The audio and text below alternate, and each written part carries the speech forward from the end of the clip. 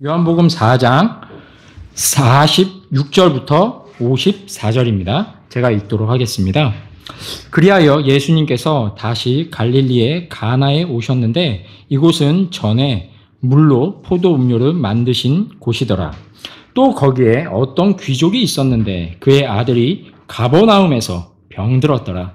그가 예수님께서 유대로부터 나와 갈릴리에 오셨다는 것을 듣고 그분께 가서 그분께서 내려오셔서 자기 아들을 고쳐주기를 간청하니 이는 그가 거의 죽게 되었기 때문이더라.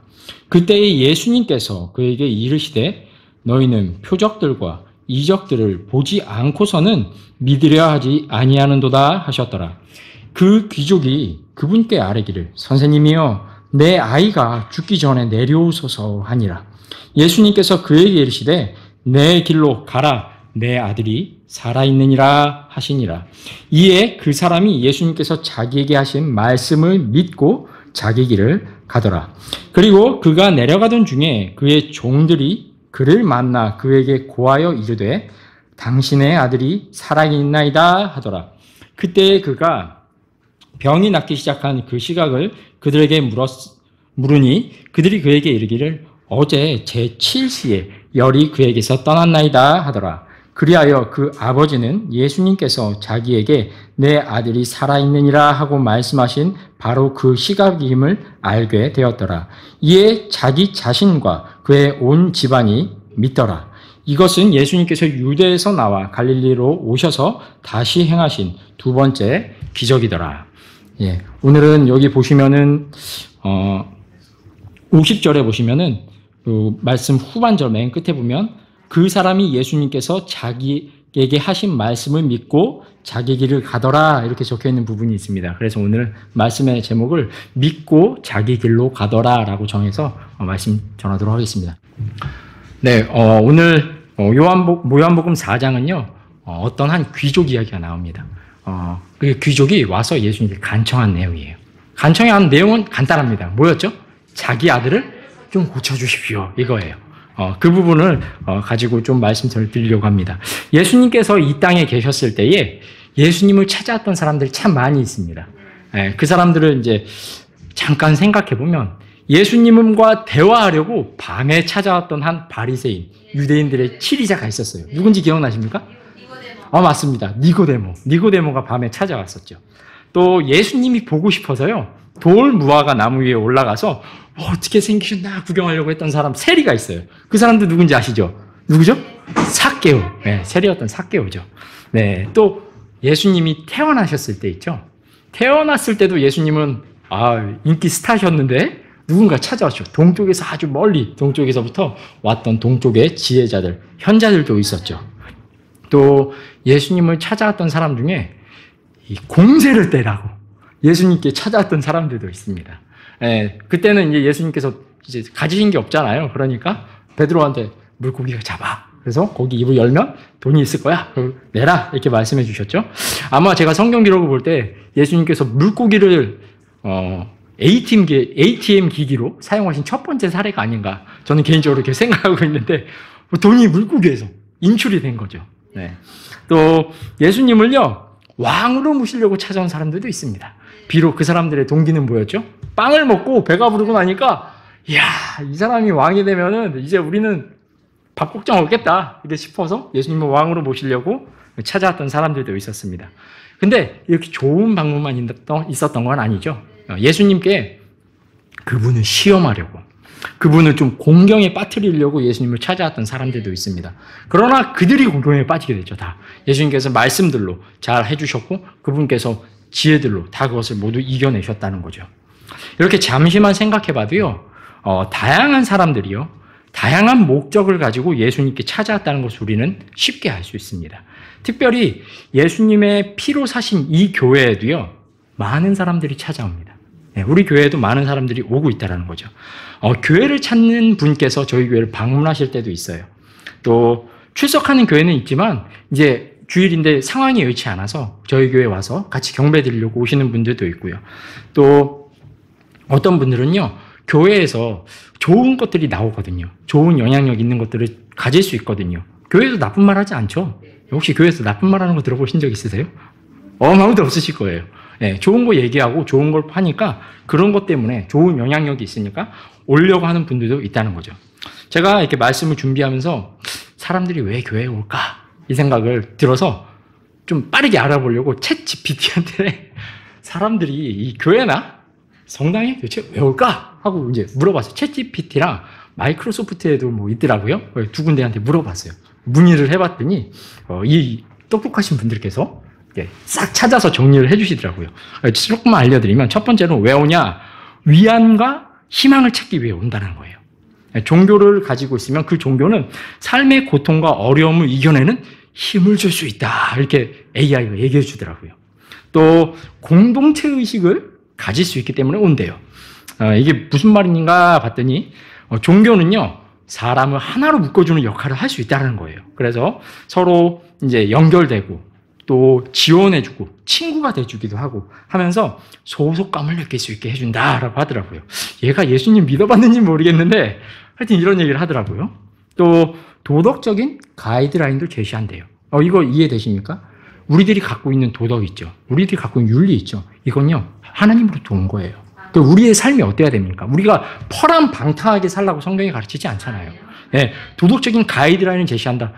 챗GPT도 이걸 알고 있더라고요. 종교나 교회가 하는 역할이 이런 도덕적인 가이드라인을 제시하고 있다. 이걸 말해주더라고요. 또 어떤 사람은요, 문화와 전통 때문에 교회를 간대요. 예를 들면 크리스마스 있죠. 저도 크리스마스 때 굉장히 즐거웠어요. 물론 예수님 때문에 기뻤던 것보다는 다른 거 있죠. 산타 이렇게 시작하시는 그분이 항상 선물을 주셨어요. 알고 보니까 다른 분이셨는데 선물을 주신 분은 저희 아버지 어머니가 사주신 건데 그것 때문에 되게 즐거웠던 기억이 있어요. 그러다 보니까 교회가 어때요? 굉장히 오기 편안한 그런 장소가 될 수 있다는 거요. 또 어떤 사람들은요, 영적 체험을 위해서 간대요. 이해되시죠? 어떤 좋은 영적 체험이면 좋겠는데 어떤 분들은 막 이렇게 쓰러지는 경험을 많이 하고 싶으신가 봐요. 그런 집회도 오시고요. 또 쓰러트리는 분들도 계시고요. 네, 어떤 분들은 이렇게 금으로 이빨을 바꿔주시는 분들도 있더라고요. 네, 그래서 많은 서비스를 하고 계시는구나 이런 생각을 할 수 있게 되는데 또 마지막으로 이 지혜와 지식을 추구할 수 있기 때문에 이제 교회에 간다 이렇게 얘기를 해주더라고요. 아무래도 이 대화형 인공지능들이 책이나 온라인에 있는 글들을 가지고 학습을 하거든요. 그러다 보니까 이제 일반적으로 많은 사람들이 생각하는 교회나 이 종교를 갖는 이유 이거에 대해서 쫙 검색을 해준 것 같더라고요. 근데 실제로도 아마 여러분들 믿지 않는 사람들과 얘기해보면 교회 왜 가는 것 같아요? 이렇게 물어보면 실제로 심심치 않게 이런 얘기들을 들을 거예요. 네, 가장 많이 듣는 건 좋은 사람들 많이 있잖아요. 이런 정도 얘기가 되겠죠. 네. 근데 이런 것들은요, 사실은 교회에 오게 되는 이유들 중에 메인 이슈, 이건 아니라는 거죠. 아주 부수적인 것들이 됩니다. 그렇죠. 왜냐하면 당연히 교회에서 위로받죠. 왜요? 하나님께서 우리의 위로가 되주시잖아요. 그러니까 하나님의 말씀이 나오는 곳에 위로가 있는 것은 너무나 당연한 거죠. 그리고 그 하나님께서 위로만 내주십니까? 소망도 내주시죠. 그리고 그분께서 나의 희망이 되시기도 한다는 거죠. 그리고 같은 믿음에 가지고 있는 사람들이 모여서 형제 자매라고 부르는데 어떻게 소속감을 안 느끼겠어요? 어떻게 공동체 의식을 안 느끼겠습니까? 당연히 느낄 수 있다는 겁니다. 또 하나님이 가지고 계신 기준, 윤리와 도덕적인 이런 기준들을 교회가 제시해주고 있는 일을 하고 있죠. 그래서 교회는요, 어떤 동성애자들, 이런 사람들이 그 동성애를 추구할 때 끝까지 막아설 수 있는 보루가 될 수 있다는 겁니다. 이것들을 하고 있어요. 사회를 건강하게 만드는 거예요. 반대로요, 이 악한 사람들은요, 사회를 악하게 만들 수가 있어요. 그러니까 어떤 면에서 생각해 볼 때 이 세상이 악하다는 것은, 사람이 악하다는 것은요, 이 드러나고 있는 이 사회가 악하다는 것을 보여주고 있다는 거죠. 이 사회에 나타나는 현상들이 사람들이 악함을 그대로 보여주고 있다는 겁니다. 반대로 선한 사람들, 하나님을 두려워하는 사람들이 있다면 그곳이 어떨까요? 그런 문제들이 일어날까요? 일어나지 않는다는 거죠. 사람들의 생각 속에, 상상 속에 악한 것들이 그대로 표현되고 있다는 겁니다. 네, 그러다 보니까 이런 것들 당연히 교회에서 하는 일이 되게 된다는 겁니다. 근데 교회에 와서 진정으로 반드시 꼭 해야 할 일이 있는데 그것은 무엇일까요? 바로요, 오늘 아침에도 예수님에 대해서 소개해 주셨죠? 말씀 시간에. 바로 예수님을 소개받는 일입니다. 예, 교회에 와서 가장 크게 해야 할 일이 뭐냐라고 물어본다면요. 첫 번째, 바로 큰 건요. 바로 예수님을 소개받는 일입니다. 예수님이 왜 오셨는지, 그리고 그분께서 무엇을 하셨는지, 그리고 그분의 정체가 무엇인지 그것을 듣는 일이 필요하다는 거죠.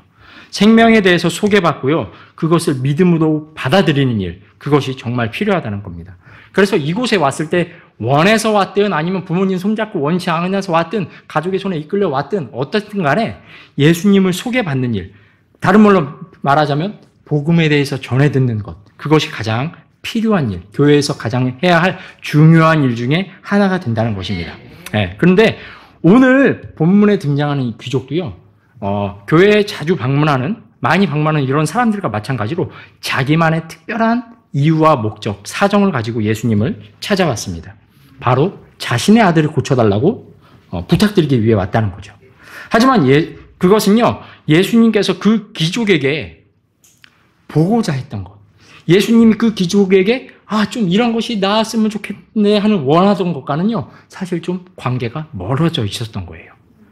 예수님이 원하는 바와 이 귀족이 원하는 바가 서로 맞지 않았다는 걸 우리가 이 본문을 통해서 오늘 볼 수 있다는 겁니다. 그래서 이 말씀을 오늘 보면서요, 아직 예수님을 믿지 않은 분이 있다면요, 이 자리에 예수님에 대해서 듣긴 했어요. 아주 자주 듣고 익숙한 내용이지만 아직 예수님을 나의 구원자로 모신 기억, 예수님을 확실하게 나의 구세주로, 나의 죄를 용서해 주신 분으로 믿지 않았다면 그런 분들은요, 오늘 말씀을 듣고 예수님을 꼭 만나게 되시면 좋겠습니다. 그리고 오늘 제가 이런 예수님께서 그런 사람들, 구원받지 못한 사람들, 혹은 구원받은 사람들도 마찬가지고요. 예수님께서 자기를 볼 때 어떤 것을 보기를 원하시는지 이것을 세 가지로 나눠서 말씀드리려고 합니다. 첫 번째로 예수님이 원하시는 것, 예수님을 봤을 때에 이 귀족이 찾아와서 예수님 봤잖아요. 그랬을 때 예수님이 보기 원했던 거는요, 바로 다른 사람도 아니에요. 내가 예수님이 필요한 존재로 발견되어지길 원하신다는 거예요. 그러니까 예수님을 봤을 때에 그 귀족은요, 예수님이 바라던 바는 이 귀족이 내가 예수님이 필요한데 이렇게 보여지길 원했다라는 거예요. 자, 46절과 48절을 한번 같이 읽어보도록 하겠습니다. 오늘 본문 46절에서부터 48절입니다. 교독해 보겠습니다. 제가 먼저 읽어볼게요. 48절까지 읽겠습니다. 그리하여 예수님께서 다시 갈릴리의 가나에 오셨는데 이곳은 전에 물로 포도 음료를 만드신 곳이더라.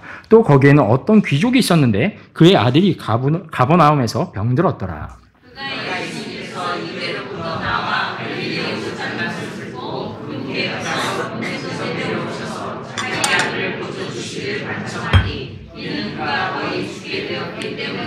같이 48절 읽겠습니다. 그때 예수님께서 그에게 이르시되 너희는 표적들과 이적들을 보지 않고서는 믿으려 하지 아니하는도다 하셨더라. 예, 오늘 요한복음을 볼 때에 이 귀족의 아들을 고치신 게 몇 번째 기적이라고 써 있죠? 지금? 네, 두 번째예요. 갈릴리 가나에 오셔서 베푸신 두 번째 기적이라고 써 있어요. 이 요한복음엔요, 다른 사복음서, 그러니까 삼복음서죠. 마태, 마가, 누가복음과 다르게 여기에 안 적혀 있던 기적들을 요한이 적어놨어요. 그러다 보니까 8가지 예수님께서 하시는데 특별한 기적들이 나옵니다. 첫 번째는요, 아시는 것처럼 요 조금만 앞에 넘어가면 나오는데 갈릴리 가나에서 물을 포도주 음료로 바꾸신 그 사건이 첫 번째 나오고 있어요. 그리고 두 번째가 바로 오늘 본문 귀족의 아들을 고치신 기적이 나오고 있습니다. 세 번째로는요, 요한복음 5장에 가면 38년 된 병약한 사람을 고쳐주시는 그런 기적을 보여주십니다. 그리고 네 번째로 소개되는 기적은요, 잘 알고 계신데 남자만 5,000명이 되는 거대한 무리를요, 물고기 2마리랑 보리빵 5덩이 이걸로 먹이시고 몇 바구니가 남았죠? 네, 맞습니다. 12바구니를 남게 하신 거예요. 네, 아주 엄청난 일이었죠. 다섯 번째 기적은요, 예수님께서 물 위를 걸어가시는 기적을 보여주셨습니다. 하필이면 과학적인 법칙을 다 어기기 시작하세요. 예, 아주 하나님 놀랍죠? 그리고 여섯 번째는요, 요한복음 9장에 가면 태어날 때부터 눈이 먼 그 사람을 고치시는 기적을 보여주십니다. 그러니까 이 사람은 눈 자체가 이상일 수도 있고요. 눈이 어떤 약간 형성에 있어서 문제가 됐을 수도 있고요. 그런 사람을 보게 해주신 거죠. 그리고 7번째 기적은요. 나사로를 죽음에서부터 다시 살리시는 그런 기적을 보여주십니다. 마지막으로 8번째 기적은요. 이제 기적의 클라이맥스를 찍으시는데요. 뭔지 아세요? 예수님께서 십자가에서 죽으시고 묻히신 후에 다시 부활하신 기적을 소개하고 있다는 거죠. 네. 이렇게 예수님께서 해주신 이 놀라운 기적들을 적고 있는데 사실 이 8가지만 있는 게 아니에요. 이 외에도요. 마태, 마가, 누가에서 적었던 기적들도 나오고요. 요한복음 20장 30절에는요. 이 요한이 이걸 적으면서 뭐라고 했냐면 20장 30절인데 제가 읽어드릴게요. 진실로 예수님께서 제자들 앞에서 이 책에 기록되지 아니한 많은 다른 표적들도 행하셨느니라. 그러니까 이 예수님께서 행하신 기적은 8가지, 9가지, 10가지, 12가지, 24가지 이게 아니라 그 이상이 있다라는 거예요. 그리고 21장 25절에는 요한복음 21장 25절에서는 또 이렇게 말합니다. 예수님께서 행하신 다른 많은 것들도 있으니 만일 그것들을 낱낱이 기록하면 심지어 이 세상 그 자체라도 기록된 책들을 담아내지 못할 줄로 나는 생각하노라 이렇게 말하고 있다는 거죠. 그러니까 이 예수님께서 베푸신 기적들은요. 그러니까 일상이셨던 것 같다는 거죠. 예수님이 사역하신 동안 기적, 이렇게 기적, 이건 어디죠? 저것도 기적 이렇게 보인다는 거죠. 그래서 우리가 이 기적들을 볼 때에 우리가 알아야 될 건요. 이 기적들은 여러분들 이렇게 기적 일상처럼 행할 수가 있어요? 여러분은 우리가 다 알죠. 우리는 연약해요. 우리는 그런 능력이 없어요. 근데 이런 거 일상적으로 행하시는 분이면 우리 인간의 존재를 벗어난 분이라는 걸 알아야 돼요. 그분이 바로 하나님이시라는 거죠. 예수님이 하나님의 형상으로 오신 진정한 구원자라는 걸 알아야 된다는 겁니다. 그리고 이 기적들을 볼 때에 유대인들이 이 기적을 보면요. 어떤 걸 알 수 있었냐면 니고데모가 그렇게 얘기해요. 밤에 그분께 와서 라비여 당신은 하나님으로부터 오신 선생인 줄 우리가 아나이다. 유대인들이 이 기적을 볼 때에 예수님은 하나님이 보낸 분, 그리스도, 메시아로밖에 보일 수 없었다는 거예요. 그러니까 이 기적들을 볼 때 유대인들은 자신들이 기다렸던 그 메시아, 그리스도가 이분이구나라는 걸 보여주는 그런 기적들이었다는 거죠. 그래서 이 예수님을 볼 때에 이방인들인 우리들은 이거 하나님이시구나. 유대인들이 이 기적을 볼 때는 이분이 메시아, 그리스도시구나라는 걸 알 수 있는 기적이라는 겁니다.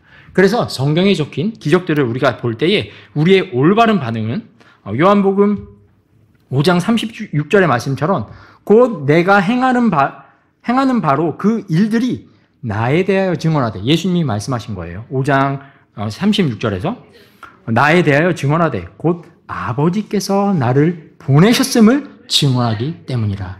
이것을 발견해야 된다는 거죠. 예, 여기서 아버지는 누구죠? 바로 하나님을 말씀하는 거죠. 하나님 아버지를 말한다는 거죠. 성경에서 놀라운 기적을 대할 때 이것은 하나님의 일이고요. 하나님께서 예수님을 보내셔서 자신이 계약하신 놀라운 일들을 행하신 것인데 그렇다면 왜 하나님께서 내게 이런 기적들을 알게 하실까? 우리는 스스로 질문해 봐야 된다는 거죠. 왜 이런 기적들을 하나님께서 나에게 알게 하시고 이런 소식을 듣게 하시고 이런 말씀 시간을 통해 접하게 하시는가 생각해 봐야 된다는 거죠. 왜냐하면요. 그것은 바로 예수님을 볼 때에 내가 예수님이 필요한 존재라는 것을 하나님께서 알려주시기 위함이라는 겁니다. 요한복음 20장 30절과 31절입니다. 이렇게 말씀하고 있는데 진실로 예수님께서 자기 제자들 앞에 기록되지 아니한 많은 다른 표적들도 행하셨느니라. 그러나 이것들이 기록된 것은 예수님께서 그 그리스도 곧 하나님의 아들이심을 너희가 믿게 하려 함이요 또 믿고 그분의 이름을 통하여 생명을 얻게 하려 하심이라. 예, 우리에게 하나님께서 이것 기적들을 우리에게 알게 하시는 이유는요. 예수님을 우리의 구원자로 믿게 해서 생명을 소유하게 하려고 하는 것이라는 겁니다. 그래서 오늘의 본문에 나오는 귀족에게도 마찬가지였어요. 47절에 보시면 이 사람은요. 자기 아들을 고쳐주기를 간청했어요. 근데 여러분 48절 보시면 예수님이 뭐라고 대답하시죠? 한번 읽어볼까요? 그때 예수님께서 그에게 이르시되 너희는 표적들과 이적들을 보지 않고서는 믿으려 하지 아니하는도다 하셨다. 지금 간청은 뭘 했어요?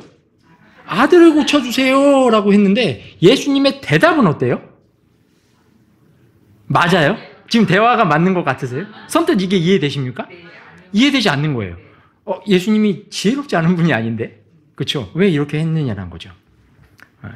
예수님을 찾아온 귀족은요, 예수님이 자기의 아들에게 꼭 필요하다고 생각을 했어요. 이 예수님이라면 내 아들 고쳐줄 수 있구나. 내 아들에게 이 예수님이 정말 꼭 필요해. 그러니 예수님 내려오셔서 제 아들을 좀 고쳐주십시오. 간청했던 거예요. 근데 예수님이 보실 때는요, 이 간청하고 있는 이 귀족 있죠. 이 귀족이 아들만큼이나 자신이 필요하다는 것을 알고 계셨던 거예요. 그러니까 48절에 뭐라고 말씀하십니까? 그때 예수님께서 그에게 이르시되 너희는 표적들과 이적들을 보지 않고서는 믿으려 하지 않는구나. 믿음에 대해서 얘기하신 거예요. 그러니까 지금 너 아들 때문에 예수님 찾아왔지. 근데 너 지금 네 아들이 문제가 아니란다. 너에게 내가 필요해라는 걸 알려주기 위함이셨다는 거죠. 예수님이 보실 때는요, 예수님이 필요한 사람은 귀족의 아들만이 아니었던 겁니다. 예수님을 찾아온 이 귀족도요, 질병으로 인해 죽어가는 그 아들만큼이나 절실하게 예수님이 필요한 사람이었던 겁니다. 그래서 예수님께서는 아주 부드러운 책망으로요, 예수님을 찾아온 이 귀족에게 너도 내가 필요하다, 그것을 깨달으라고 48절에 말씀하신 겁니다. 사랑하는 성도님들, 여기 앉아 계신 분들 중에서도요, 이 예수님의 부드러운 책망과 초청은 동일하게 적용되고 있습니다. 혹시 여기 계신 분들 중에 나는 예수님이 필요치 않은데 이렇게 혹시 생각하는 분이 계십니까? 예수님이 필요한 사람은 내가 아니라 내 남편인데, 예수님이 필요한 사람은 내가 아니라 아무개인데, 예수님이 필요한 사람은 내가 아니라 저 사람인데, 혹시 이러는 분 계십니까? 근데 여러분, 예수님이 필요한 사람은요, 아무개가 아니라요, 바로 저예요. 이것은요, 구원받은 사람, 그리고 구원받지 않은 사람 모두에게 동일하게 적용됩니다. 구원받지 않은 사람에게 예수님은 어떻게 필요합니까? 죄를 용서해 주실 수 있는 유일한 구원자로 받아들이는 걸로 필요하고요. 구원받은 사람은 무엇으로 예수님이 필요합니까? 여러분들 예수님 필요하세요? 얼마큼 필요하세요? 항상 필요해요. 오히려 구원받지 않은 사람보다 더 예수님이 필요할걸요? 그렇죠? 구원받는 사람, 구원을 받지 못한 사람은 구원받기 위해 예수님이 필요해요. 근데 구원받은 우리는요, 우리의 삶을 하나님의 뜻대로 살아가시기 위해서는 예수님이 절대적으로 필요해요. 네, 우리에게도 예수님이 필요하다는 거요. 이것은 단지 구원받지 못한 사람을 향한 부르심이 아닌 거예요. 예수님이 원하시는 건 예수님 스스로가 내가 예수님이 정말 필요한 존재구라는 걸 알기를 원하신다는 거죠. 예, 그래서 우리는요, 이 첫 번째 사실, 예수님은 바로 내가 예수님이 필요한 사람이라는 것을 깨닫길 원하신다는 거죠. 예, 그리고 두 번째입니다. 두 번째는요, 본문을 통해서 예수님이 바라시는 바는요, 내가 예수님을 믿는 사람으로 변화되길 원하신다는 사실입니다. 49절과 50절을 한번 읽어보겠습니다. 그 귀족이 그분께 아뢰기를 선생님이여 내 아이가 죽기 전에 내려오셔서 하니라. 예수님께서 그에게 이르시되 내 길로 가라 내 아들이 살아있느니라 하시니라. 이에 그 사람이 예수님께서 자기에게 하신 말씀을 믿고 자기의 길을 가더라. 예. 귀족은요, 예수님이 필요한 사람이 누구라고 생각했어요? 자신이라고 생각했어요? 아들이라고 생각했어요? 아들이라고 생각했죠? 그리고 병들고 아픈 자신의 아들에게 예수님이 꼭 필요하다고 생각을 했습니다. 그러나 실상은 어떻습니까? 귀족 그 자신도 예수님이 필요하다는 사실은요, 알지 못했어요. 깨달을 수가 없었다는 거죠. 예. 왜 그랬을까요? 상황이요, 굉장히 급박했어요. 자신이 사랑하는 그 아들이 귀족의 이 판단에 따르면요, 이제 곧 어떻게 돼요? 맞습니다. 죽을 것 같은 거예요. 죽을 것 같았다는 거죠. 그러니까 이 상황이 지금 이 간청하고 있는 이 상황에서 자기 자신을 본다는 게 어려웠던 거예요. 예. 그래서 49절에 예수님이 이제 48절에서 믿음에 대해서 얘기하고 내가 필요하구나 라는 걸 알려주셨을 때 그걸 깨닫지 못하니까 49절에 어떻게 얘기하는 거예요? 선생님이요 내 아이가 죽기 전에 내려오시고 다시 한번 예수님께 강권한 거예요. 내려오십시오. 선생님이요, 내게 죽기 전에 오셔야 됩니다. 예수님이 필요한 사람을 자기 아들이라고만 생각하는 귀족은요, 다시 대화를요, 자기 아들의 문제로 가져갔습니다. 사실 이 귀족이 이런 반응을 보인 건요, 사실 되게 이해가 잘 돼요. 공감이 잘 된다는 거죠. 왜냐하면 귀족의 아들은요, 지금 가버나움에서 병들어 있습니다. 예수님이 계신 곳은 어디죠? 갈릴리의 가나예요. 이 두 동네, 이 마을의 거리를 계산해 보면 한 35km에서 한 38km 정도 떨어져 있어요. 그러니까 차로 가면은 한 40분, 45분, 자전거로 가면은 2시간 한 30분, 걸어서 갔을 경우는요, 많이 걸려요. 8시간에서 9시간. 근데 지금의 도로 상황을 가지고 이건 계산한 거거든요. 근데 예를 들어 옛날에는 도로 상황이 그렇게 좋지 않았잖아요. 그러면 이것보다 더 걸렸을 거란 거죠.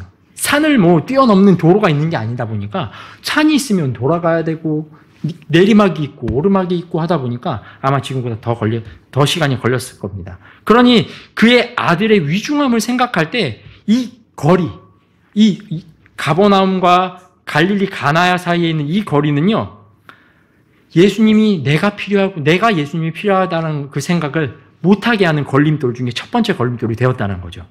그리고 이 귀족을 표현한 단어를 생각해 볼 때요, 헬라어 표현을 제가 살짝 살펴보니까 바실리코스라는 단어가 사용됐습니다. 이 바실리코스라는 단어는요, 바실리우스라는 말에서 유래했는데, 이 바실리우스는 왕을 지칭하는 말이에요. 즉, 이 바실리코스라는 말은요, 왕과 가까운 어떤 굉장히 높은 신분의 그 신하를 의미하고 있다는 거예요. 아마 가장 깊은 어떤 관계라고 한다면 혈연으로도 맺어질 수 있었던 그런 관계에 있는 아주 높은 신하라는 의미를 갖고 있는 거예요. 그래서 귀족이라고 쓴 거였어요. 그렇게 왕과 가깝고 왕과 매우 친밀한 그런 관계 속에서 일하는 사람이라면 권력이 어떻겠습니까? 지위가 어떤 거예요? 굉장히 높은 거예요. 그렇죠? 이해되셨죠? 근데 가버나움이라는 도시는요, 아시겠지만 로마의 군대가 주둔하고 있던 도시예요. 로마에 군대가 있습니다. 군대가 있으면 군대를 통솔할 지휘관과 왕 같은 사람들이 있었겠죠. 그러면 그곳에 누가 당연히 있었을까요? 의사가 있었을 거예요. 그렇죠? 거기도 그냥 의사가 오지 않아요. 그렇죠? 군대를 돌봐야 되고요. 큰 도시이기 때문에 실력 있는 의사가 와서, 마치 우리 좋은 병원 가려고 하면 어디 가시려고 하시죠? 다? 인천으로 안 가시고 서울로 가시려는 분들도 있죠? 여기가 좋대 하면서 서울에 어떤 병원 얘기하시는 분들이 있다는 거죠. 그러니까 최고의 진료를 받고 싶어서 가면은 이제 가버나움 이런 동네 갈 수 있었겠죠.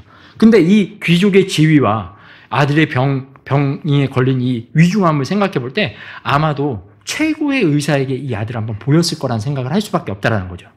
예. 그런데 그런 의사에게도 진료를 받아봤는데 지금 아들의 상태는 어떤 거예요? 심각한 거예요. 그러니까 자신이 예수님이 필요한 존재인 것을 깨달아야 되는데 두 번째 걸림돌이 생긴 거예요. 뭐죠? 의학적으로 판단했을 때의 위중함이 있었다는 거예요. 또 이 사람이 이 세 번째 걸림돌이 또 하나 있는데, 이 아들이 아픈 거잖아요. 아들. 여러분들 가족이 아프실 때, 다 아이들 키워보시는 성도님들 많으신데, 아이가 아플 때 어떻습니까? 이런 생각이 들 때가 있어요. 아이 아픈 거 보면, 내가 대신 아픈 게 속 편한데, 내가 그냥 대신 아프고 얘가 좀 그냥 벌떡 일어나 버리면 좋겠는데, 이런 생각 한다는 거죠. 우리 사랑하는 우리 어린이 여러분들, 기억하셔야 돼요. 여러분들이 부모님 사랑하는 것보다 부모님이 여러분들 사랑하는 마음이 더 커요. 네, 그걸 쉽게 아주 공감하실 수 있고 아주 깊게 공감할 수 있을 거예요. 그러니 이런 감정적인 상태가 이제 이 귀족의 자신에게 예수님이 필요하다는 이 사실을 가로막는 걸림돌 세 번째가 된 거예요. 자, 사랑하는 성도님들, 여러분들에게 예수님이 필요한 그런 자신이 예수님이 필요한데 이렇게 걸림돌이 되는 게 여러분들에게 뭐 있지 않습니까? 한번 생각해 보시기 바랍니다. 우리를 둘러싼 상황도요, 너무나 다릅니다. 어떤 분들은요, 물질이 걸림돌이 될 수도 있어요. 어떤 분은 건강이 그렇게 되기도 하고요. 어떤 사람들은 취미 생활이 걸림돌이 되기도 합니다. 어떤 분들은요, 인간관계가 그런 걸림돌이 되기도 하고요. 어떤 분들은 자기의 욕심이 걸림돌이 되기도 합니다. 그럼에도 불구하고요, 우리가 알아야 할 사실은요, 예수님께서 바라시는 것은 내가 예수님을 믿는 사람으로 변화되기를 원하신다는 거예요. 이제 예수님은 자신이 하실 수 있는 능력을 사용하셔서 이제 귀족에게 이제 긍휼을 베푸시고 기회를 베푸시는데요. 이제 하나님의 그를 사랑하고 계시다는 사실을 이제 하나님만의 방법으로 알려주기 시작합니다. 바로 50절인데요. 제가 읽어볼게요. 50절에 예수님께서 그에게 이르시되 뭐라고 하죠? 내 길로 가라. 예, 갑자기요. 내려오십시오 이렇게 얘기했는데 예수님께서 뭐라고 하시는 거예요? 내 길로 가라라고 말씀하신 거예요. 아마 이 내 길로 가라 이렇게 말씀을 들었을 때에 귀족은 살짝 당황했을 거예요. 이게 무슨 말이지? 근데 뒤로 이어지는 이 말은요 더 복잡하게 만들었어요. 무슨 말이었죠? 내 아들이 뭐래요? 살아있느니라. 내 길로 가라. 이것도 지금 당황스러운데 내 아들이 살아있다라고 말한 거예요. 이 말을 들었을 때 귀족은요 아마 머릿속이 굉장히 복잡해졌을 거예요. 생각해 보십시오. 이 사람은 귀족이에요. 자기 종들이 있었겠죠. 자기 종들 좀 몇 명 예수님께 찾아오기 전에 어떻게 이렇게 정확하게 왔을까요? 갈릴리 가나에 계시네? 거기로 가자! 했을까요? 알고 있는 거예요. 예수님이 어디서부터 시작해서 가나에 오셨다는 걸 이미 알고 있는 거예요. 이해되셨어요? 정보가 있는 거예요. 그러니 자기 아들이 이렇게 위중한데 지금 여기에 가려고 하면 이 사람한테 간청하러 가려고 하면 예수님께 가려고 하면 내가 최소한 8시간에서 9시간 하루는 먹네? 그러면 이 하루 먹으면은 지금 따따따따 하면서 계산이 되겠죠. 또 이 예수님에 대해서 종들이 어떻게 했을까요? 귀족이시여 하면서 보고했겠죠. 이 사람이 있는데 이 사람은 이렇고 이런 일이 있었고 저런 일이 있었습니다 하면서 그 정보를 들었을 거 아니에요. 그러니까 예수님께서 내 길로 가라 내 아들이 살아있다라고 말씀하셨을 때에 그리고 자기가 들었던 정보들도 막 지나가지 않았겠습니까? 이제 예수님이 병든 사람들 고친 적이 한두 번이 아닌데 우리가 모르는 것도 알고 있었을 수도 있어요. 그렇죠? 이거 그때 이런 일이 있었는데 저런 일이 있었는데 그러면서 어떻게 해야 되지? 어떻게 해야 돼? 예수님께 다시 강권해야 되나? 그러지 마시고 가시자니까요 저랑? 이렇게 말해야 되나? 아니면 어떻게 해야 되지? 아마 이 귀족은 고민이 됐을 겁니다. 근데 이 예수님께서 이 귀족에게 말씀해 주실 때 아들의 상태에서 말씀해 주실 때 뭐라고 했죠? 살아있다라고 표현했잖아요. 이걸 생각해 볼 때 또 이 귀족이 얼마나 고민됐을지 더 알 수 있는 게 예수님이 왜 나았다라고 표현 안 하고 살아있다고 하셨을까? 이 생각을 해봤을 때 이 귀족이 이랬을 수도 있다는 생각을 했어요. 이 귀족이 내려올 때 아마 각오를 했을지 몰라요. 내가 지금 가다가 얘가 죽으면 내가 마지막에 못 지킬 수도 있겠다. 이런 생각까지 했을 수 있다는 거죠. 그리고 이제 내려온 거예요. 그러니까 이 예수님을 찾아올 때 이 귀족의 마음은요, 자신이 걸을 수 있는 모든 소망과 희망을 다 걸고 내려온 거예요. 네. 그리고 그 귀족을, 예수님 그런 귀족을 바라보시니까 어땠겠습니까? 아주 정말 불쌍히 여기실 수밖에 없었고, 가엾게 여기지 않았겠습니까? 그래서 요한복음 3장 16절에는요, 우리를 사랑하시는 하나님의 사랑을 이렇게 표현하고 있습니다. 이는 하나님께서 세상을 이처럼 사랑하사 자신의 독생자를 주셨으니 이것은 누구든지 그를 믿는 자는 멸망하지 않고 영존하는 생명을 얻게 하려 하시기 때문이라. 네. 이는 하나님께서 자신의 아들을 세상에 보내신 것은 세상을 정죄하려 하심이 아니요 그를 통해 세상을 구원하시려 하시기 때문이라 이렇게 말씀하고 있다는 거죠.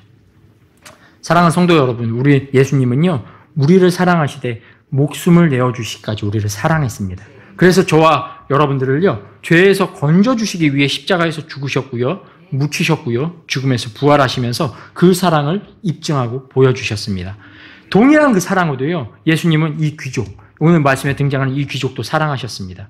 그래서 그가 전에는 예수님을 그리스도로 구원자로 믿지 않았지만 이제는 그가 예수님을 믿는 사람, 그런 사람으로 변화되길 원하셨다는 거죠. 자신을 통해 하나님의 자녀로 거듭나게 되길 바라셨다는 거죠. 이 사랑의 계획은요 우리에게도 지금 동일하게 적용되고 있습니다.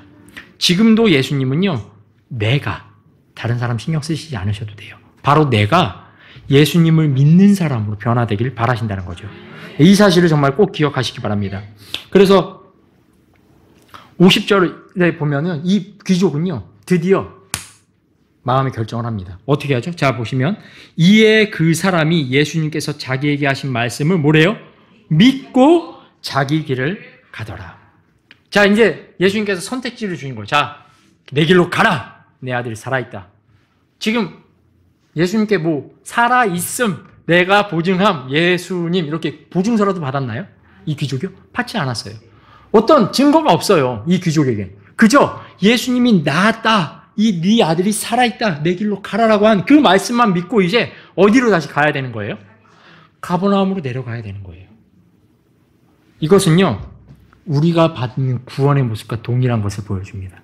여러분 구원 받으실 때 말씀의 확신 이외에 다른 거 받은 거 있으세요? 아무것도 없어요. 우리는요. 예수님께부터 문서 하나 받지 못했고요. 증거해서 유튜브로 주님이 뭐 남겨두신 것도 아니에요. 그렇죠? 우리가 확인한 것은요, 이 하나님의 말씀이란 거죠. 그러나 이 말씀을 믿고 내려갔을 때에 어떻게 됐습니까? 결론에는 하나님께서 행하신 그 기적, 예수님께서 행하신 이 기적이 진실이었다는 것을 알 수 있게 되었다는 거죠. 드디어 믿기로 한 거예요. 주님께서 이 말씀을 복음서를 통해 보여주실 때에 우리가 확인해야 될 사항은요, 세상에는요 많은 종교가 있습니다. 다 어떤 종교는요 심지어 살아있는 어떤 사람을 구원자라고도 얘기하는 사람들이 있어요. 그리고 알지 못하는 어떤 동상에게 빌면서 내가 여기에 내 원하는 것을 좀 해주시길 바랍니다라고 원하시는 분들도 있다라는 거죠. 그런데 사도행전 4장 12절에는 이렇게 말씀하고 있습니다. 다른 어떤 사람 안에는 구원이 없나니 이는 하늘 아래서 우리를 구원할 다른 이름을 사람들 가운데에 주시지 아니하셨기 때문이라 하더라. 예수님 말고는 구원자가 없다라는 겁니다. 우리의 죄를 완전하게 깨끗하게 용서해 주시기 위해 준비된 구원자는 예수님밖에 없다라는 겁니다. 그리고 예수님을 믿는 사람으로 변화되기 원한다는 것은요, 단지 구원의 문제만 적용되는 게 아닙니다. 예수님은요, 나라는 사람도요, 내 삶에서 예수님을 믿는 사람으로 드러나길 바라세요. 우리가 어떤 걸 결정해야 될 때가 있어요. 이 말씀만 믿고 어떤 걸 결정해 나가야 될 때가 있다는 거죠. 그때 우리는 어떤 결정을 해야 됩니까? 믿음의 결정해야 되죠. 주님을 믿고 결정하길 바라신다는 거예요. 어떤 것을 신뢰하지 것보다 주님을 신뢰해서 믿음의 결정을 하길 원하신다는 거예요.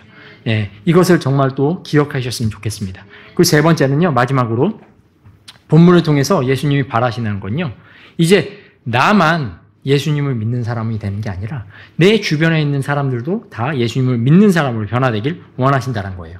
51절과 53절 한번 같이 읽어보겠습니다. 그리고 그가 내려가던 중에 그의 종들이 그를 만나 그에게 고하여 이르되 당신의 아들이 살아있나이다 하더라.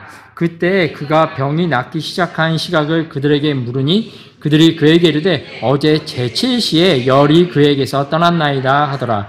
그리하여 그의 아버지는 예수님께서 자기에게 내 아들이 살아있느니라 하고 말씀하신 바로 그 시각임을 알게 되었더라. 이에 자기 자신과 그의 온 집안이 믿더라. 여기 보니까 예수님께서 이제 귀족에게 말했죠. 가라, 내 아들이 살아있다. 그러니까 이 귀족은 어떻게 했어요? 이 예수님 말씀 믿고 내려갔어요. 내려가는데 내려가던 중에 종들을 만난 거예요. 근데 그 종들이 뭐라고 했죠? 예수님이 했던 동일한 말로 그 소식을 전합니다. 당신의 아들이 살아있나이다. 종들이 볼 때도 이 아들이 굉장히 위급했던 것 같아요. 그러니까 동일하게 예수님이 했던 것을 소식으로 전해 들은 거예요.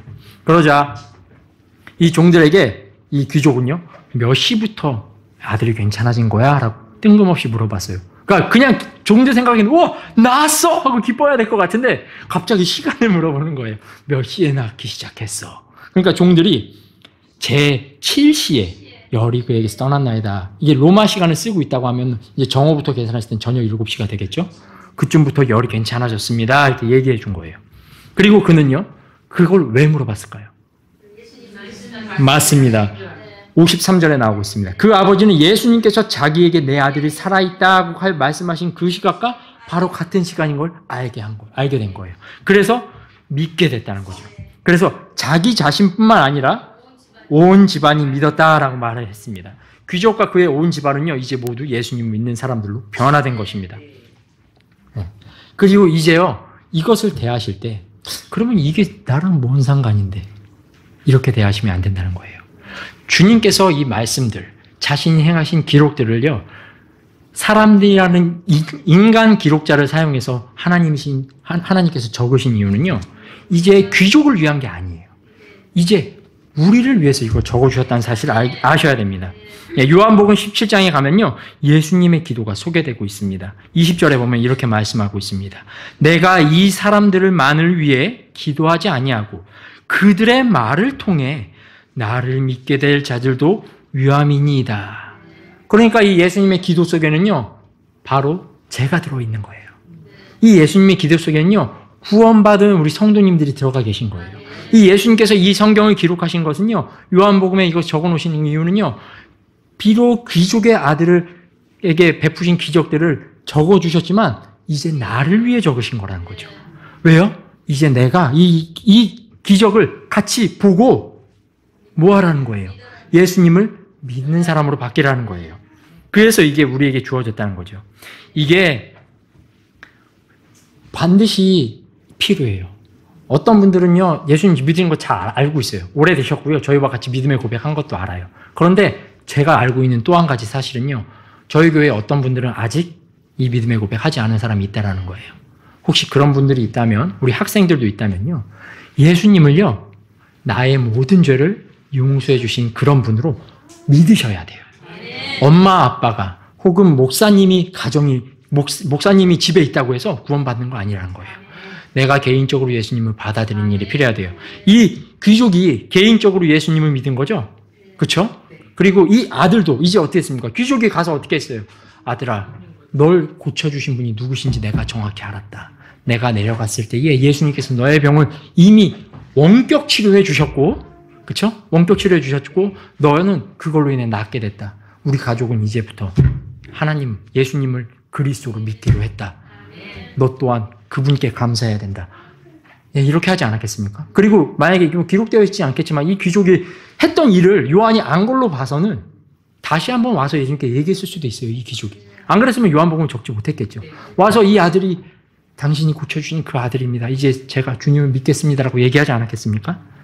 그래서 혹시 오늘 이 자리에 예수님을요, 아직 구원자로 모시지 않은 분이 있다면요, 진정으로 예수님을 나의 구원자로 모시기 바랍니다.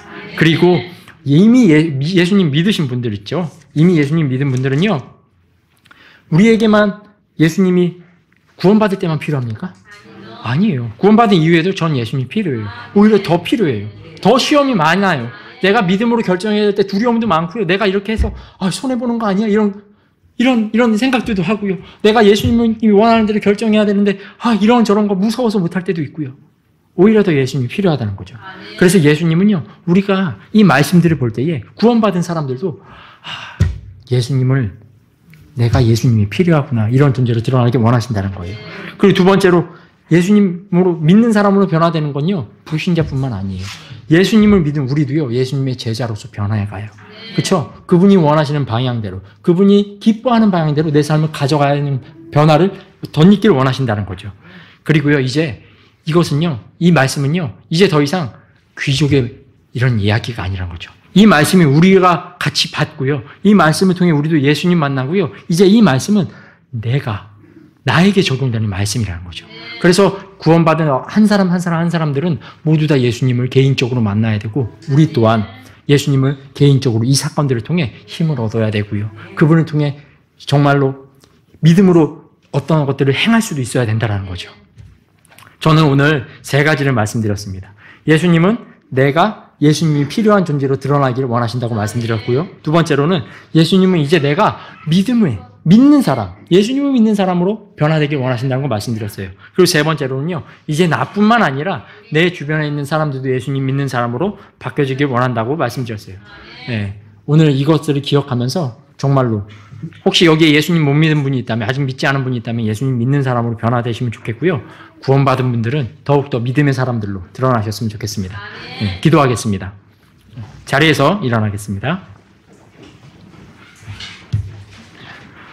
오늘 우리는요, 누가 예수님이 필요한지 들었습니다.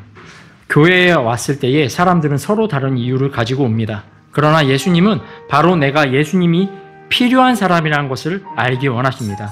그리고 다른 사람이 아닌 내가 예수님을 믿는 사람으로 드러나기를 원하십니다. 혹시 이 자리에 아직 예수님을 내 주인으로 받아들이지 않은 분이 계시다면 오늘 예수님을 나의 구원자로 마음으로 믿고 입으로 고백하는 시간을 가지시기 바랍니다. 도움이 필요하다면요, 요청하십시오. 저희가 도와드리겠습니다. 그리고 구원받는 분들에게도 말씀드립니다. 예수님은 우리 혼의 구원을 위해서만 필요한 분이 아닙니다. 구원받은 이후에도 우리 삶의 모든 부분에서는요, 예수님이 필요한 사람들입니다. 예수님은 우리 삶의 문제의 답이 되어주십니다. 우리 삶의 회개가 되어주시고 또 기쁨이 되어주시고 결단의 대상이 되어주십니다. 그렇기에 예수님은 우리가 언제든 어디서든 무엇을 위해서든 우리에게 필요한 분이 되십니다. 그리고 예수님은 우리 앞에 펼쳐질 다양한 삶의 필요와 도움에서도 믿음의 대상이 되십니다. 주님을 의지해서 주님이 원하시는 믿음의 결정을 해야겠다 하는 분들이 계시다면요, 주님께서 이끄시는 대로 기도로 나아가시기 바랍니다.